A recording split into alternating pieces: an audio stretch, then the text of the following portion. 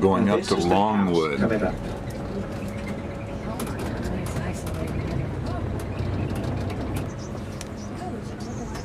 It would have been stucco. Longwood is the grandest octagonal house in America. To me, it's a superb example of mid-19th century Oriental style. If y'all will follow me, you'll come step into the parlor here. I want to welcome y'all to Longwood, which is the largest and most elaborate octagonal house in the United States. And we're so glad y'all are here today. The weather's so beautiful. This is the principal room. Only the basement is finished. We weren't allowed to videotape there. Mr. Nutt and his family built this home, but the timing of the Civil War prevented it from being finished, and he also lost his cotton fortune at that time. So this part was never finished, and Mr. Nutt died in 1864 of stress and pneumonia at the age of 48. He probably would have made it, but when the war started, his workers fled, leaving this equipment. Mr. Nutt finished the basement. Again, he died in 1864, leaving his wife, Julia, a widow with her 8 children.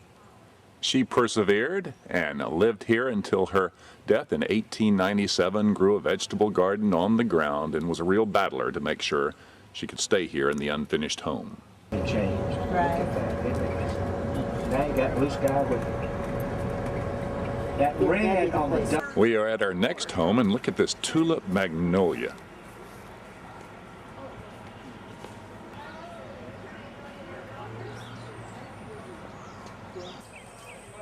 This antebellum home is known as Auburn.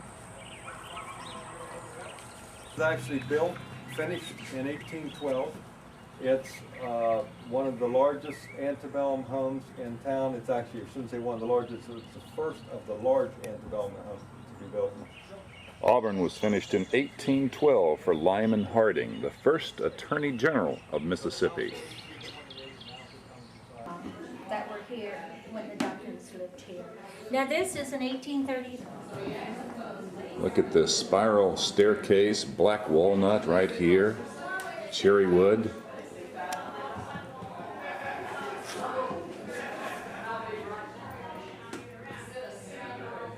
It's only used open for weddings.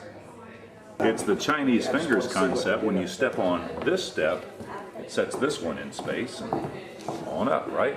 Mm-hmm. Yes. We had the original on display here for a long time, and then it was sold, but the owners allowed us to make a reproduction. Because Henry Clay was a close friend of Dr. Duncan, you might be able to see here, and that provided protection. Well, this is a photograph of the exterior of Auburn's rear. The 2 buildings you see here, is the small building is the kitchen, and the 2 buildings were once connected by a walkway at the 2nd level. This provided a means to get across between the 2 buildings, but also a covered or protected walkway for those who were bringing the food from the kitchen to the house.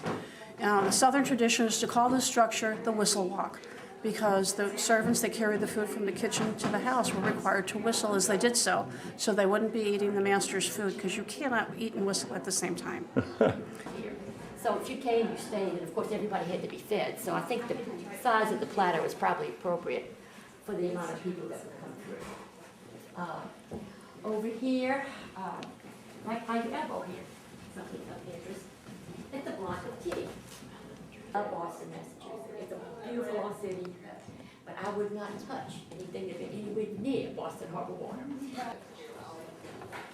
Am I in your way?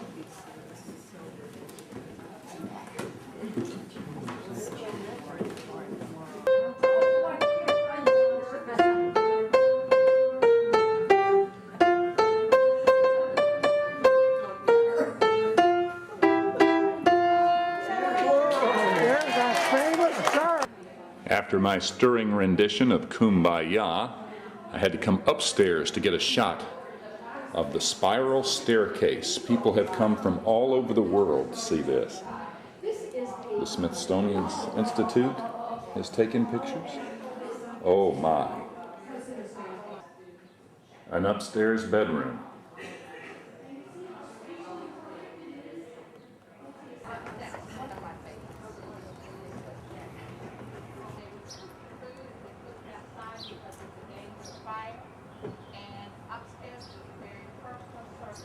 Oh, there you go. Go ahead.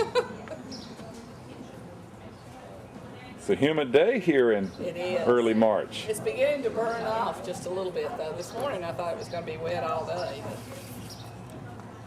We're here with Elaine Krieger in the gift shop, and look at this. Bon appetit, y'all. You've already given it to them. Half tissue bed. It's got the hooks up there for the mosquito netting. You lift this up, it keeps the mosquito netting, keep the mosquitoes off of you at night.